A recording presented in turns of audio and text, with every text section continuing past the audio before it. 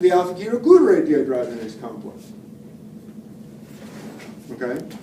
All the chemistry we talked about, all the mechanisms we talked about, all the same. All the other coenzymes, thiamine pyrophosphate, the FAD, the lipoamide, all there. Okay? Are we good? Okay. So, now we have succinyl-CoA, right, as our product, right? Our 4-carbon product is, right, the 4-carbon dicarboxylic acid is succinic acid. So the 4-carbon dicarboxylate we would call succinate. As a group, we call it succinyl. So that's why we have succinyl coenzyme A. Right? Are we happy with that? Now, the last time we did this, what did we use that high-energy thioester for? To make the citrate. To make the citrate, right? That's with the energy we used to make that formation of citrate irreversible. Right? But what would we like to eventually do in the citric acid cycle? We would love to make some ATP or its equivalent. So why don't we use our high-energy bond for that this time? So now, let's see. This enzyme has a number of names. And I never can remember which one your book uses.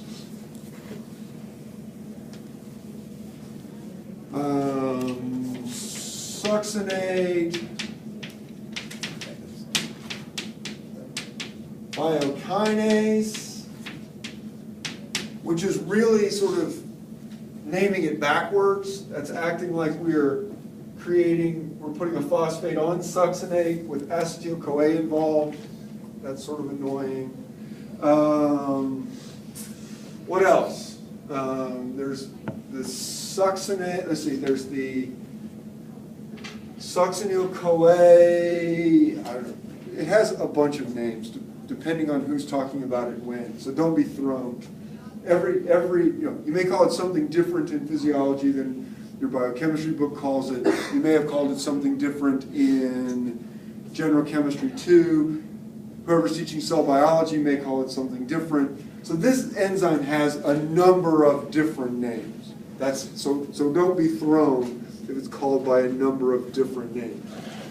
Okay, so what do we do? Well, first, what do we know about sulfur in this position in a thioester? High energy. It's good.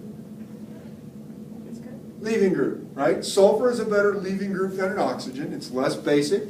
It's larger and it can accept the charge. So sulfur is a better leaving group. So when we have a thioester, that gives us an opportunity to do what? What kind of nucleophilic acyl substitution? An energetically favorable nucleophilic acyl substitution. So, our first nucleophile in our energetically favorable nucleophilic acyl substitutions is going to be the phosphate ion. Right? So this enzyme uses the phosphate ion. It attacks the carbonyl in a typical nucleophilic acyl substitution pattern. The coenzyme A acts as a leaving group, and we make as an intermediate a succinyl phosphate. So what kind of bond did we create out of our thioester? Mixed anhydride. A mixed anhydride, right?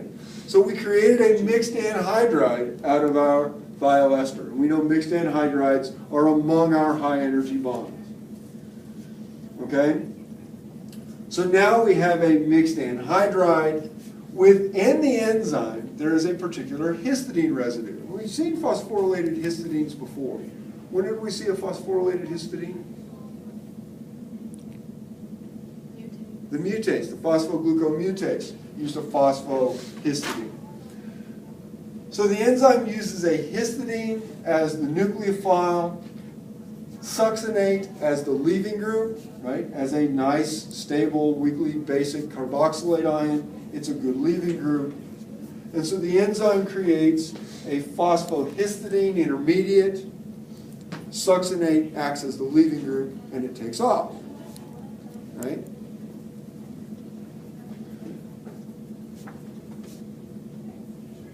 So histidine itself is going to be a good leaving group. So we put the phosphate on something else that can act as a good leaving group. What's going to be our next nucleophile? GDP. GDP. This enzyme is specific for GDP, at least in animal systems.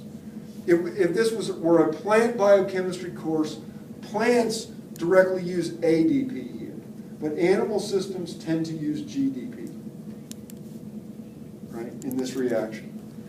So GDP acts as nucleophile, histidine acts as leaving group, and we end up with GTP as our product in a series of favorable nucleophilic acyl substitutions.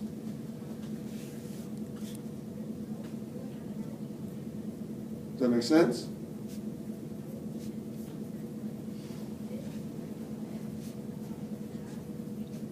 Any questions about that?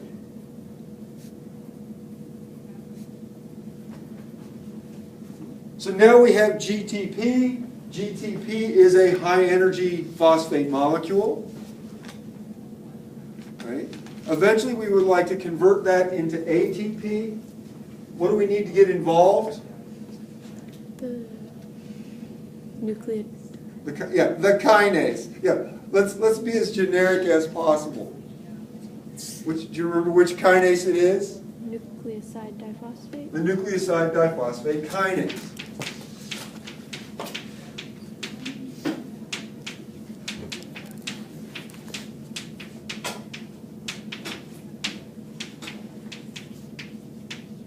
Right? Remember the nucleoside diphosphate kinase? You can take any of the other nucleoside triphosphates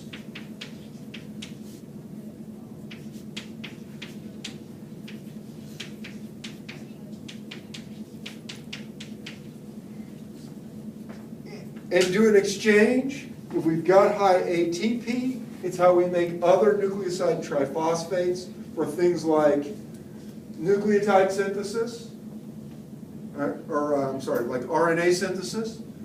But in this case, if we're making a lot of a particular nucleoside triphosphate, in this case we're making a lot of GTP, we can, if there's ADP available, it can transfer that phosphate so you can make ATP and the nucleoside diphosphate is left over. Okay? Does that make sense? We remember that from back in the dark ages?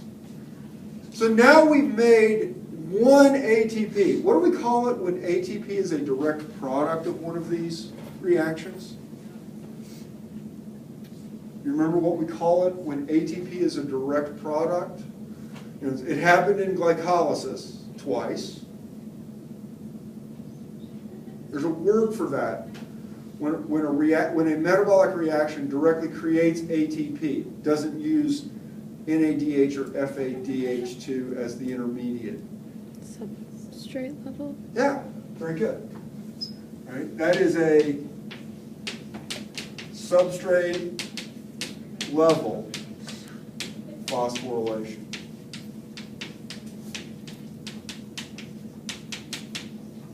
Right? So we get one substrate level phosphorylation in the reactions of the citric acid cycle.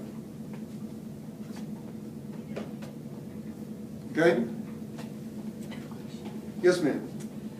So why doesn't AMP just directly take the phosphate instead of skipping all that? So why go through this? Why use GDP as the intermediary? I mean, it does seem to add an extra step and an extra layer of complexity. What's probably the best answer we can give? Enzyme. Well, yeah, one, that's what the enzymes do. But why would, given that biological systems are normally so conservative, what must this give animals that plants don't have?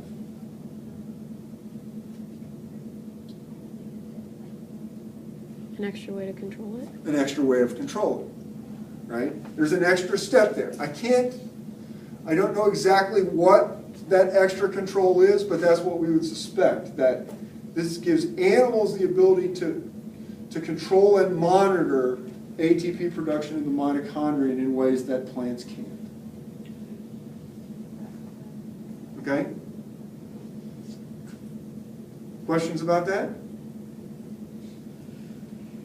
Are you noticing this is sort of like, remember at the end of organic, when things started going faster because we knew the language and the concepts and we just keep reminding ourselves of those instead of learning new things?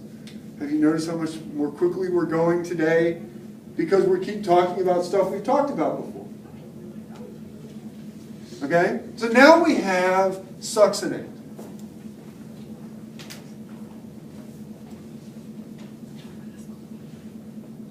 Right? So now, right, we said we have 2 carbons from acetyl-CoA. We have 4 carbons from oxaloacetate. We have to make a 6-carbon molecule out of those. Right? And then as we oxidize that molecule, we oxidize it and decarboxylate it. Right? 1, 2. So we put 2 carbons into the cycle from acetyl-CoA. We've now lost 2 carbons from the cycle. We are here at succinate.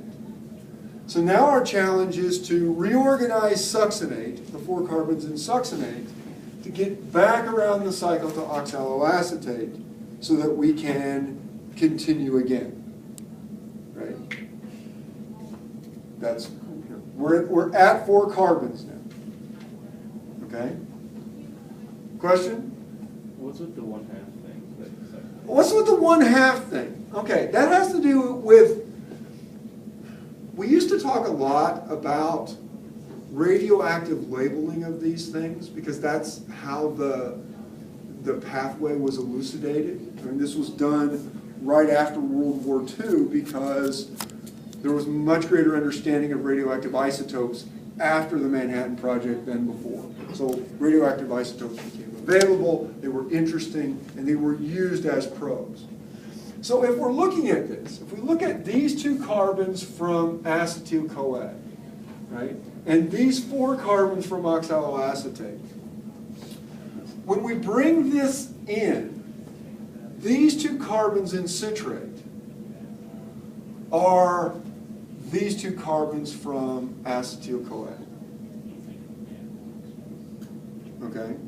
So if we had selectively labeled this acetyl-CoA so that this carbon was labeled so that we could monitor it. Either it's labeled as a carbon 13, so we can monitor it by mass. Or if it was carbon 14, so that we could monitor it by radioactivity. That carbon becomes that carbon, specifically. Right?